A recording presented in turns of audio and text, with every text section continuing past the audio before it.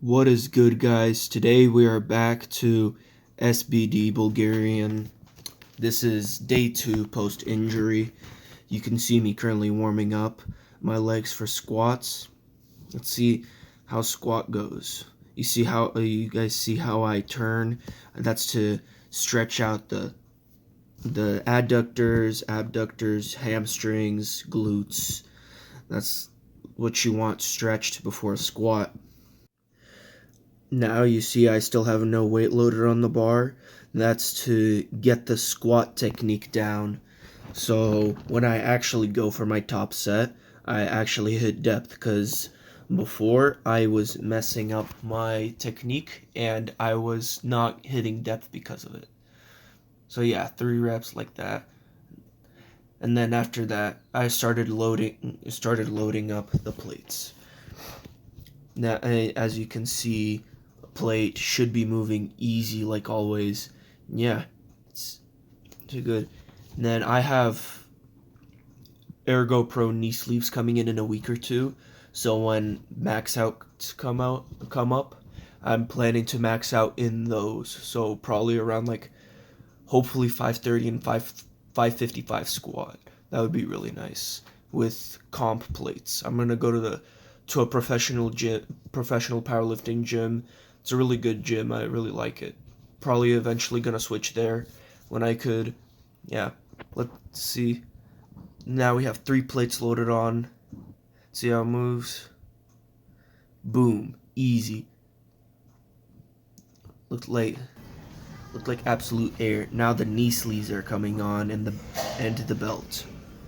And I also like to use wrist straps because I'm not used to having my wrists bent without wrist straps. And I would suggest you guys the wrist straps that I'm using right now. That Fat 405 is pretty easy. And I was saying, those wrist straps, I'm not sponsored by him, but I really suggest them. See how this moves. This is my top set. You see, I'm standing there getting ready mentally, and now I unrack it. Let's see.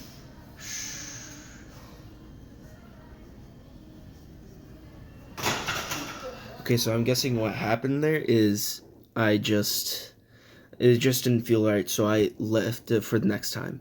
Okay, now we're on to bench. Just like on squat, I'm starting with the bar, getting my technique down. Now I have a plate loaded on, and what I like to do, I like to push myself up the bench, so when I push myself back down, I'm going to have good leg drive. And I also remember to have good bulldog grip, so my wrists will not bend during the bench. I would suggest you guys do bulldog grip. If you don't know what that is, that's the bar is just sitting lower on your palm instead of in the middle of your palm, so you can keep your wrist straight. Now we have set 1 over here.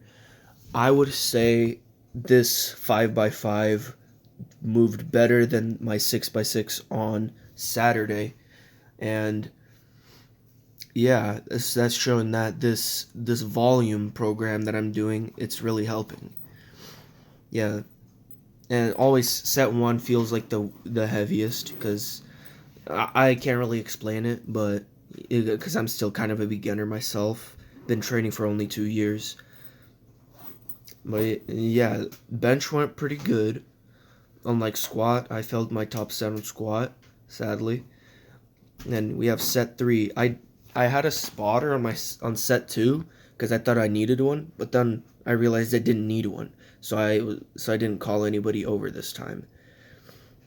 That if you don't need a spotter, don't bother anybody. And if you do fail, you just don't put on clips. Like, see, I don't have any clips on there. That's if I do fail without a spotter, I can just tip the bar over and I'm going to be completely fine. I would suggest you that. But if you do have a spotter, put clips on so the weights don't just like fall off like mid set. I had that and lost some PRs before because of that. I had the set 4, absolutely, absolutely wrecking it. And then this is the last set. And I would suggest you guys with volume, if you guys don't if you guys do not have a lot of time to do volume workouts, do not do volume workouts. Yeah, and then here's the last set. Boom, we're done with bench. And now we have the deadlift, the last lift of the session. And guys, whenever you're about to deadlift, remember to stretch. If you do not stretch, there's a higher chance of injury. That's how I got injured just recently. That's why I had to restart my program fully, because I got injured. So you guys remember to stretch, especially if you're younger, if you're around my age, like even at 18, you still need a stretch because your body is still developing. And I'm 16. My muscles didn't develop fully, so remember to stretch. Now you see 405 absolutely flying. I always do 2 reps because 1 rep isn't exactly enough, but you don't want to do too many reps. And this second to last set, easy. 475 moved easy. Now we got 540 loaded on the bar. Let's see how it moves.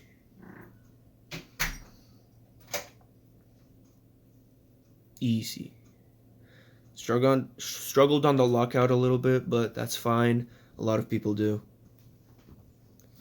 Now we have the back downs. I always do the original program. You're usually supposed to do 2 sets of 2 and then 2 sets of 3. But I'm just doing 1 set of 2 and 1 set of 3 because there's no point to do the second one, because the main session is the top set. And now we have 335.